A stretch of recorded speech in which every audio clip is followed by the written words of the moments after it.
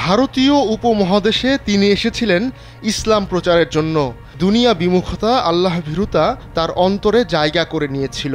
আল্লাহর ইবাদত বন্দিগি করে তিনি জীবন অতিবাহিত করেছেন। মদখোর থেকে তিনি পৃথিবীর খ্যাতনামা ইমাম হয়েছিলেন। বলছিলাম মালিক ইবনে দিনার রহমাতুল্লাহি আলাহির কথা।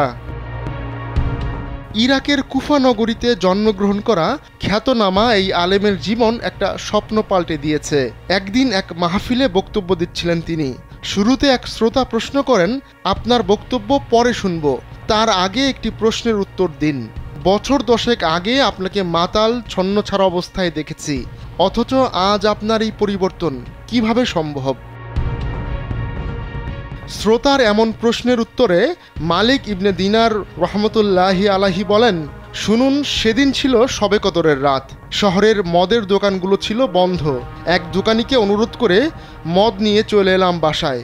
রাতে মদ ছাড়া ঘুমই আসতো না। সেদিন বাসায় ঢুকেই দেখি স্ত্রী নামাজ পড়ছে। নিশ্চুপে আমার ঘরে চলে এলাম। টেবিলে রাখলাম বোতলটা। হঠাৎ আমার 3 বছরের মেয়েটা দৌড়ে এলো।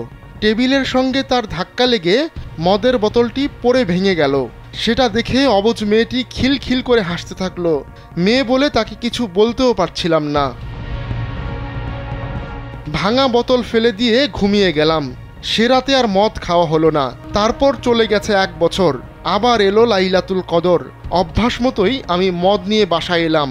হঠাৎ বোতলের দিকে তাকাতেই বুক ভেঙে কান্না এলো, কারণ 3 মাস আগে আমার মেয়েটি ইন্তেকাল করেছে। গতবার তার বোতল ভাঙার কাহিনী আমার চোখের সামনে ভেসে উঠছে। মদটা আর খেতে পারলাম না, ঘুমিয়ে পড়লাম। মাঝরাতে স্বপ্নে দেখলাম এক বিরাট সাপ আমাকে তাড়া করছে। ভয়ে আমি দৌড়াচ্ছি। এমন সময় এক দুর্বল বৃদ্ধকে দেখে অনুরোধ করলাম আমাকে রক্ষা করতে, কিন্তু বৃদ্ধ বলল, আমি খুবই দুর্বল এবং ক্ষুধার্ত, এ সাপের সাথে আমি পারবো না, তুমি বরং ওই পাহাড়ের ডানে যাও। বৃদ্ধের কথা মতো পাহাড়ে উঠেই দেখি দাউ দাউ করে আগুন জ্বলছে, আর পেছনেই এগিয়ে আসছে সেই মোটা কুৎসিত সাপ। আমি বৃদ্ধের কথা মতো ডানে ছুটলাম। দেখলাম সুন্দর বাগানে বাচ্চারা খেলছে। বাগানে ঢুকতে চাইলে দারোয়ান বাধা দিল। বাচ্চাদের ডেকে বলল, দেখো তো এ লোকটা কে, ওকে তো সাপটা খেয়ে ফেলবে, নয়তো আগুনে ফেলে দেবে। দারোয়ানের কথায় বাচ্চারা ছুটে এলো। এর মধ্যে 3 মাস আগে মৃত্যুবরণ করা আমার মেয়েটাকে দেখলাম। মেয়েটা আমাকে ডান হাতে জড়িয়ে বাঁ হাতে সাপটাকে থাপ্পড় দিল। ভয়ে সাপ পালিয়ে গেল। বললাম, মা তুমি কত ছোট, আর এত বড় সাপ তোমাকে ভয় পায়? মেয়ে বলল, আমি তো জান্নাতি মেয়ে, জাহান্নামের সাপ আমাদের ভয় পায়। বাবা, ওই সাপকে তুমি চিনতে পেরেছো? বললাম, না মা, সাপকে তো চিনতে পারিনি। বাবা, ও তো তোমার নফস, তুমি নফসকে এত বেশি খাবার দিয়েছো, তার জন্য শক্তিশালী হয়েছে। বললাম, পথে এক দুর্বল বৃদ্ধ এখানে আসতে বলে দিয়েছে। সে কে? মেয়ে বলল, সে তোমার রূহ, তাকে তো কোনোদিন খেতে দাওনি, তাই না খেয়ে দুর্বল হয়ে গেছে।